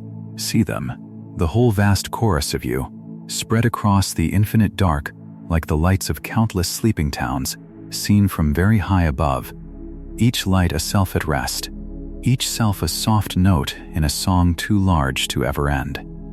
And hear them, if you can, in the deep quiet of the night, all breathing together. Not in perfect unison, but in the loose, easy near unison of a great crowd of sleepers, a vast soft rising and falling that moves across the whole endless dark like a slow tide, in and out, a breathing so large and so gentle that it becomes the breathing of the universe itself. You are one breath in that endless breathing. Your slow inhale is joined, across the dark, by the slow inhale of countless selves, and your slow exhale by their slow exhale, so that you are never breathing alone, never resting alone, never lying in the dark alone, but always held within the great soft chorus of your own kind, all of you rising and falling together, all of you sinking together, all of you carried on the same wide tide toward the same deep sleep. They ask nothing of you. this endless chorus. They do not need you to be awake for them. They do not need you to think of them, or remember them, or hold them in your mind. They are perfectly content, every one of them, to simply rest, as you are content to simply rest, and the only thing they offer you, across all that infinite dark, is company. The wordless, tender company of never being the only one, of never having to carry yourself alone, of belonging to a vast and breathing multitude that has been resting since the first night and will go on resting long past the last. You may lean your whole weight into that company now. You may let it hold you completely. There is nothing left to do, and nowhere left to go, and no version of yourself you have failed to become, because you are all of them, out there, everywhere, at once, and every single one of them, tonight, is doing only this, only resting, only breathing, only sinking softly toward sleep.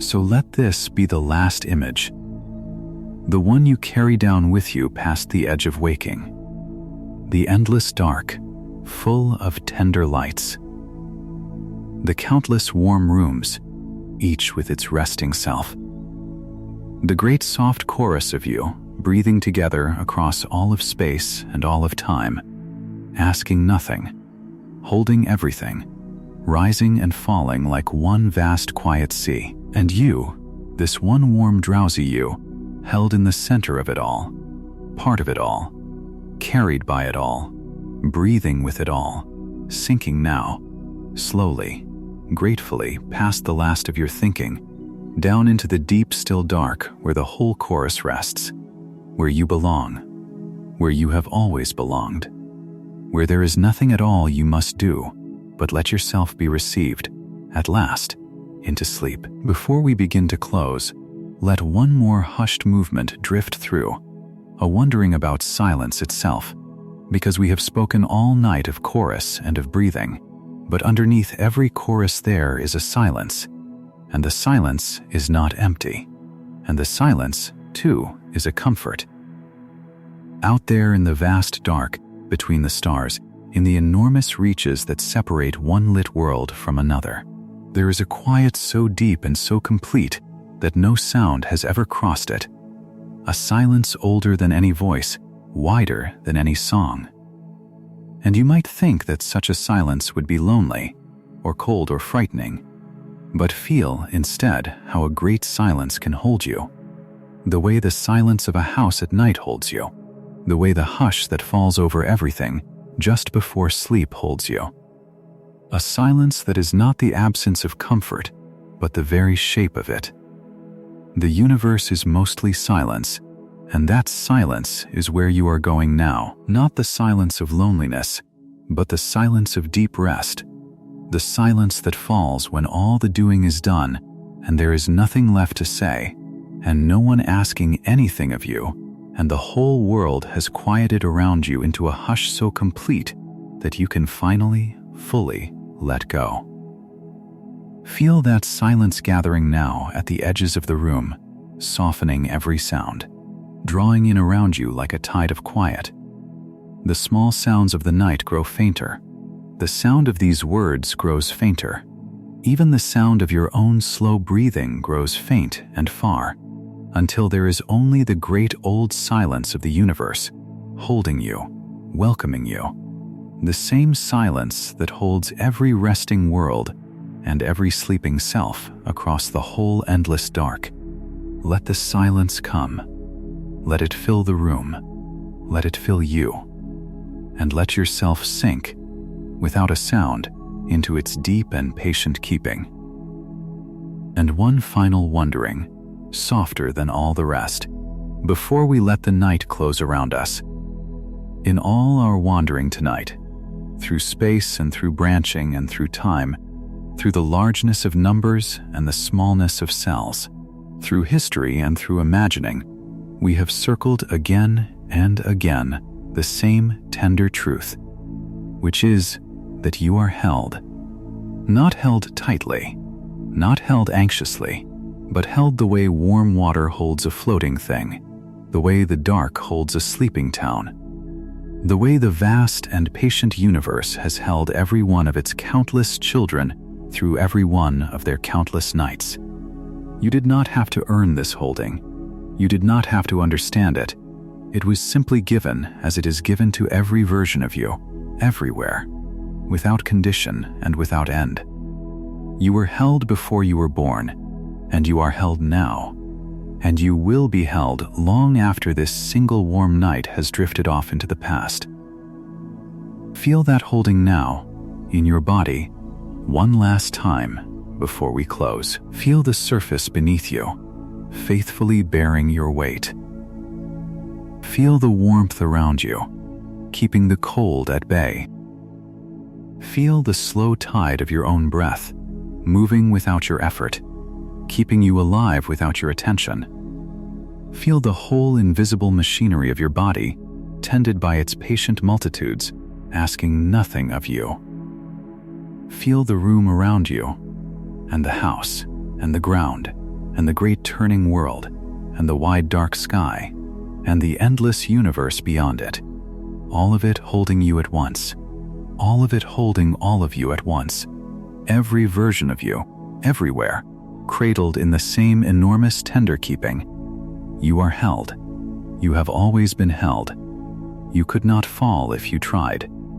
And knowing that, feeling that, you may finally let go of the very last of your holding on, and let the universe do the holding as it always has, as it always will, forever, and rest.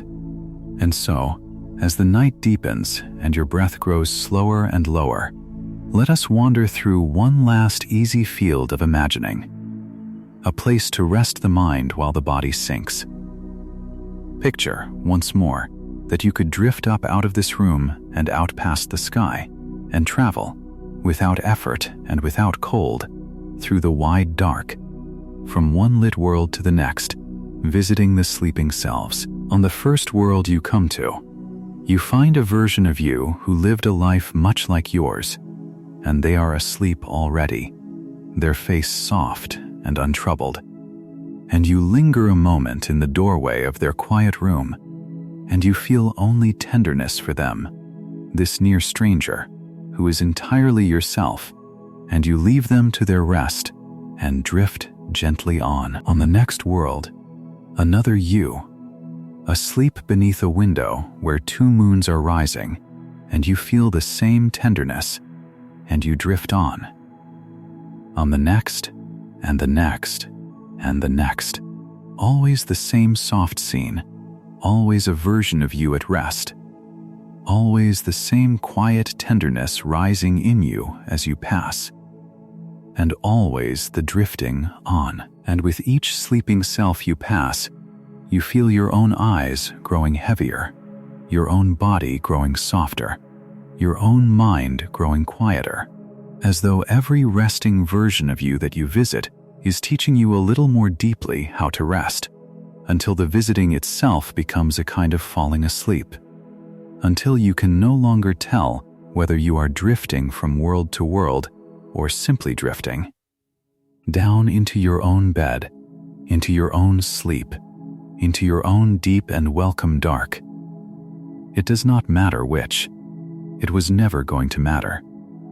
The drifting and the sleeping are the same soft motion. The visiting and the resting are the same tender act.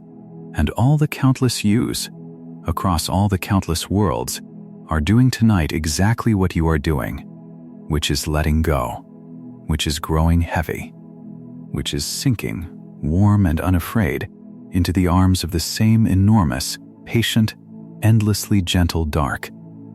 Drift on among them, drift down among them, and let the drifting become your sleep.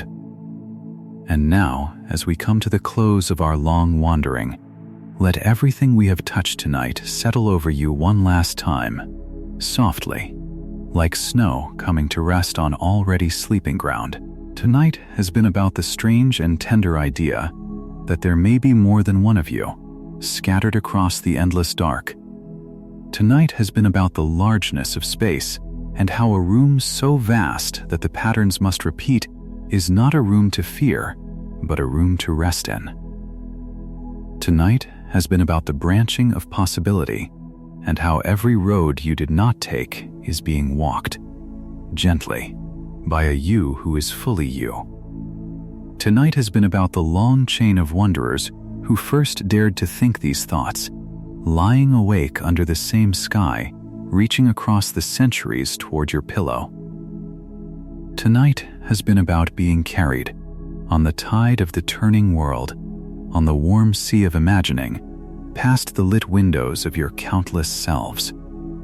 Tonight has been about scale and about the deep comfort of being small and safe within a bigness that has always held itself up without any help from you. Tonight has been about the end of things, reframed as a lying down among your own kind, a homecoming into a rest you have rehearsed every night of your life. Tonight has been about regret set loose to drift away, and love multiplied and kept safe across the worlds, and the self revealed as a flowing melody rather than a frozen thing. Tonight has been about infinity as an open field with no walls to press against, and silence as a deep and welcome keeping, and the great soft chorus of you, breathing together across all of space and all of time, asking nothing, holding everything. And through all of it, one thing has stayed the same, one thing has held steady beneath every wondering, and it is this: you are held. You are held. You are held. Every version of you, everywhere, is held. Every road you walked and every road you did not walk is held. Everyone you love, in this world and in all the others, is held. Nothing has been lost. Nothing has been forgotten. Nothing has ever, for a single moment, been asked to carry itself alone. None of this needs anything from you tonight.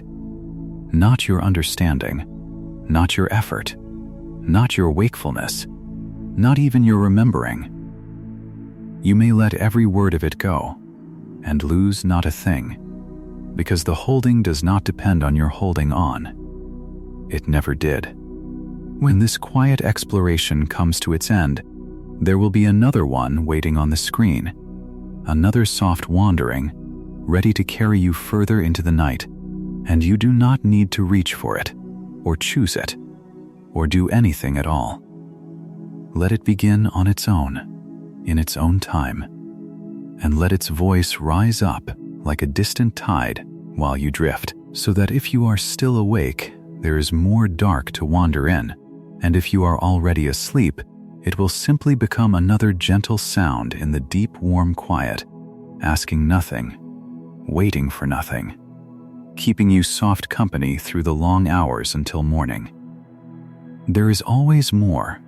There is always another wandering. There is always another patient voice ready to hold the dark open for you. Let it come. Let it begin.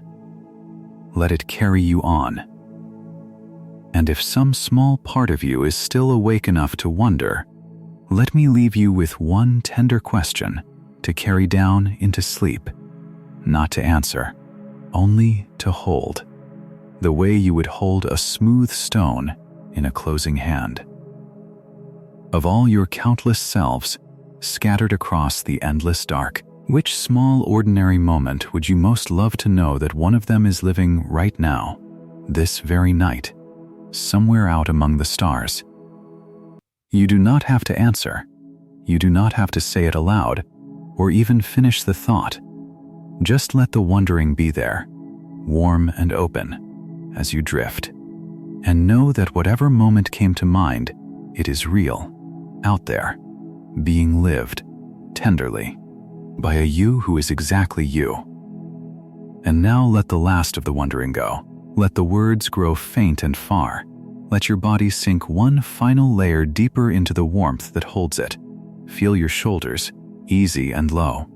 Feel your hands, open and still. Feel your breath, slow and low, each one a small tide going out, carrying you a little further from the shore of waking, with every gentle fall. All across the endless dark, The great soft chorus of you is breathing with you, sinking with you, resting with you, asking nothing of you, holding you on every side. You are not the only one carrying you tonight. You never were. You are one warm light among countless warm lights, one soft breath among countless soft breaths, one drowsy self among countless drowsy selves. All of you drifting together, at last, into the same deep and welcome dark. There is nothing left to do. There is nowhere left to go. There is no version of yourself you have failed to become. There is only this, only now, only the warm dark closing softly around you, only the slow tide of your breath, only the endless tender chorus breathing you down into sleep. Let go of the last of it. Let the day go. Let the night take you. You are held. You are safe.